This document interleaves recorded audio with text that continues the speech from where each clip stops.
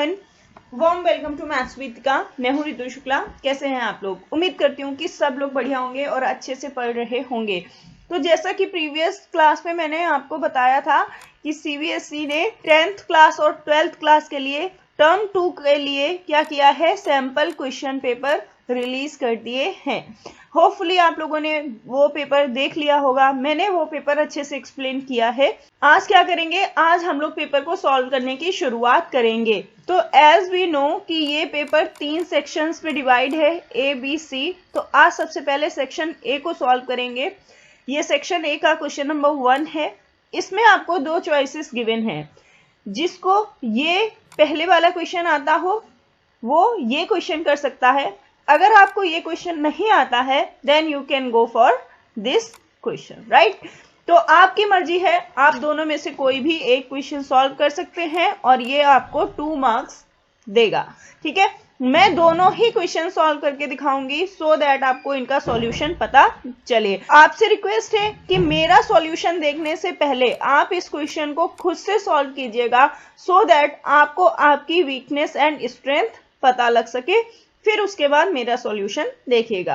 तो चलिए सबसे पहले सॉल्व करते हैं हम लोग ये वाला क्वेश्चन, जिसमें गिवन है कि find the value of A25 minus A15 for the AP 6, 9, 12, 15 and so on. ठीक है, ये आपको पता करना है। तो चलते हैं इसको सॉल्व करते हैं। देखिए इन्होंने क्या किया है, हमको एक AP सीरीज दी है और वो AP सीरीज क्या है, AP सीरीज है 6, 9, 12, 15 एंड सो ऑन, राइट। अब हम इसका करेंगे कंपैरिजन।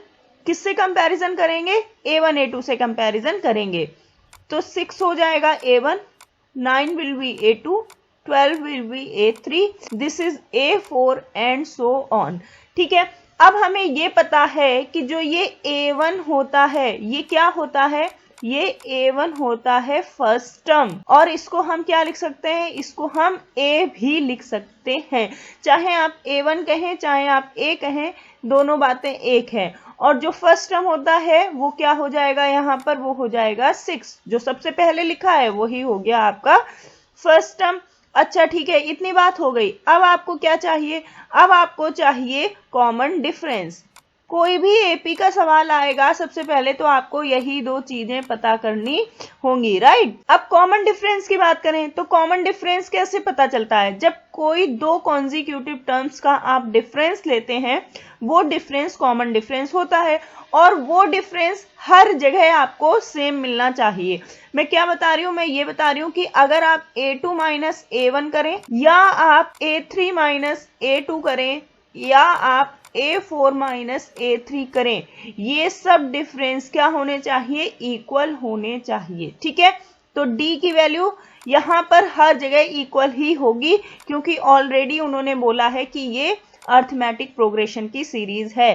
तो A2 माइनस A1 करते हैं तो A2 की वैल्यू क्या है 9 माइनस A1 की वैल्यू क्या है 6 और ये आपको क्या देगा, ये आपको 3 देगा। ठीक है, तो D क्या आ गया, D आ गया 3। तो D की वैल्यू भी आपको पता लग गई, ये क्या है, ये 3 है। तो आपको फर्स्ट टर्म A पता चल गया, कॉमन डिफरेंस D पता चल गया। अब आपको लौटना होगा किस तरफ, क्वेश्चन की तरफ। क्वेश्चन में आपसे पूछा गया है कि आपको बताना है A25 माइनस A15। ये पूछा गया है कि ये क्या है। तो A25 का मतलब क्या है, 25th टर्म, ये आपको पता करना होगा सबसे पहले। A15 का मतलब है कि 15th टर्म आपको पता करना होगा, तभी आप इन दोनों टर्म्स का क्या कर पाएंगे, डिफरेंस ले पाएंगे। ठीक है, तो देखिए अर्थमेटिक प्रोग्रेशन में क्या होता है, कोई भी टर्म पता करने के लिए हमारे पास एक फॉर्मूला होता है, वो क्या है, an is equals to a plus n minus 1 into D. इस फॉर्मूले से हम क्या करते हैं, कोई भी टर्म पता कर लेते हैं। ठीक है, n की वैल्यू यहाँ पर क्या होगी, n की वैल्यू होगी जो टर्म आपसे पूछा जा रहा है। जैसे 25th टर्म बताना है तो n क्या हो जाएगा, n हो जाएगा 25। और a यानी कि फर्स्ट टर्म जो हमने अभी पता किया था वो क्या है 6। ठीक है, और d यानी कि कॉमन डिफरेंस जो कि है 3। बस यही आपको इस फॉर्मूले में यही वैल्यूज क्या कर देनी है, यही वैल्यूज आपको पुट कर देनी है। तो देखिए आप क्या करेंगे, ए n की जगह पर रखेंगे 25, a 25 हो गया। फिर a की जगह पर आप प्लेस करेंगे 6 प्लस n क्या है, n है 25 माइनस 1 और d की वैल्यू क्या हो गई, d की वैल्यू हो गई 3, राइट। यहां तक उम्मीद करती हूँ कि कोई आपको दिक्कत नहीं होगी। मैं बहुत ही स्लोली अच्छे से इसको एक्सप्लेन कर रही हूँ। तो ये a25 is equals to 6 plus 25 minus 1 24 into 3, a25 is equals to 6 plus 24 into 3 72। तो ये आपको a25 क्या मिल गया, आपको मिल गया 78, ठीक है। वर्ड मर्ज का रूल कहता है कि सबसे पहले आपको मल्टीप्लाई करना पड़ेगा, एडिशन और मल्टीप्लिकेशन में आपको मल्टीप्लाई पहले करना पड़ेगा, आफ्टर दैट आप एडिशन करेंगे। तो यहां तक हमें पता चल गया कि a25 क्या है, a25 78 है। अब हमें क्या चाहिए, अब हमें चाहिए a15। a15 बिल्कुल सेम इसी तरीके से हम पता करेंगे। 15 बस उसी फॉर्मूले में आपको वैल्यू पुट करनी जानी है। an is equals to a plus n minus 1 into D. अब इस बार n क्या हो जाएगा, इस बार n हो जाएगा 15, a की वैल्यू सेम 6 ही रहेगी and d will be 3, right. So a n की जगह पर हम पुट करेंगे 15, a क्या है, a है 6 प्लस n यानी कि 15 माइनस 1 और d क्या हो जाएगा, d हो जाएगा 3, right. a15 is equals to 6 plus 15 minus 1 14 into 3। Again a15 will be 6 plus 14 into 3 42। a15 की वैल्यू आपको मिल जाएगी 48, ठीक है। तो आपने यहां पर क्या किया, आपने यहां पर a25 एंड a15 की वैल्यू पता कर ली। अब आपसे पूछा गया है कि a25 माइनस a15 आपको बताना है, ठीक है, ये पूछा गया है।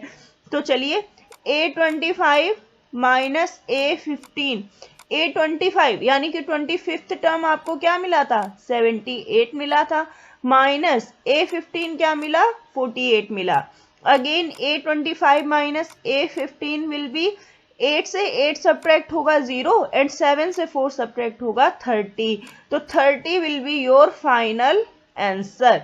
उम्मीद करती हूँ अच्छी तरीके से ये क्वेश्चन आपको समझ आ गया होगा, कोई प्रॉब्लम नहीं होगी। अगर कोई प्रॉब्लम है तो आप कमेंट सेक्शन में मेंशन कीजिएगा, मैं उसका रिप्लाई जरूर करूंगी। अब हम लोग चलते हैं इस क्वेश्चन का जो सेकंड पार्ट है या जो ऑप्शनल क्वेश्चन है इसके साथ मिला है उसको सॉल्व करते हैं। देखिए अब इसका ये वाला क्वेश्चन पढ़ते हैं। If 7 times of the 7th term of the AP is equal to 5 times the 5th term, then find the value of its 12th term। इन्होंने कहा है कि कोई AP है, पता नहीं कौन सी है। लेट्स से एक AP है A1, A2, A3, A4 and so on. ये एक अर्थमेटिक प्रोग्रेशन सीरीज है। देखिए इसमें इन्होंने क्या कहा है कि जो ये 7th टर्म है, अगर आप इसका 7 टाइम कर देते हैं, that will be equal to the 5 times of 5th term. ये एक कंडीशन इन्होंने दी है हमको और हमसे पूछा है कि A12 यानी कि 12th टर्म की वैल्यू क्या होगी, ठीक है। इतना क्वेश्चन आपको गिवन है यहाँ पर।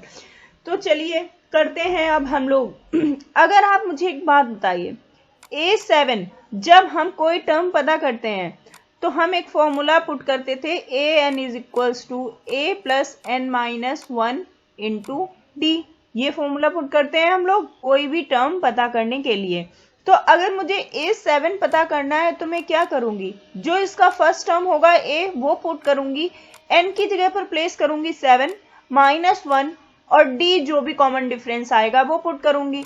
तो आपको यहां से A7 क्या मिलेगा, a प्लस 7 माइनस 1 6d, ये मिलेगा ना, a plus 6d।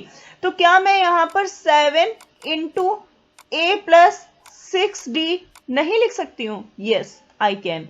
Now 5 into, similarly आपको a5 लिखना पड़ेगा। तो A5 कैसे आएगा, यहां पर ही रख दीजिए।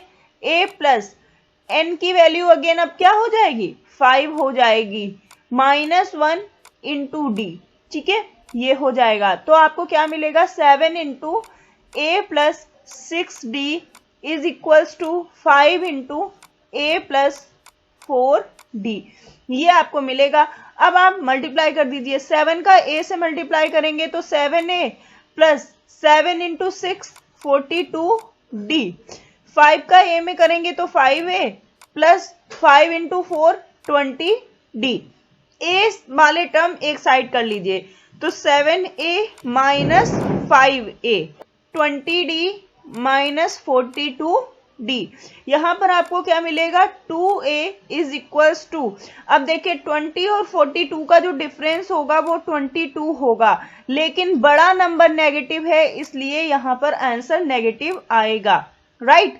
तो यहां पर आपको क्या मिला, a is equals to -22/2d, 2 से आप इसको डिवाइड कर सकते हैं, ये 11 टाइम्स डिवाइड होगा, तो a की वैल्यू आपको क्या मिली, -11d, d भी तो है, राइट।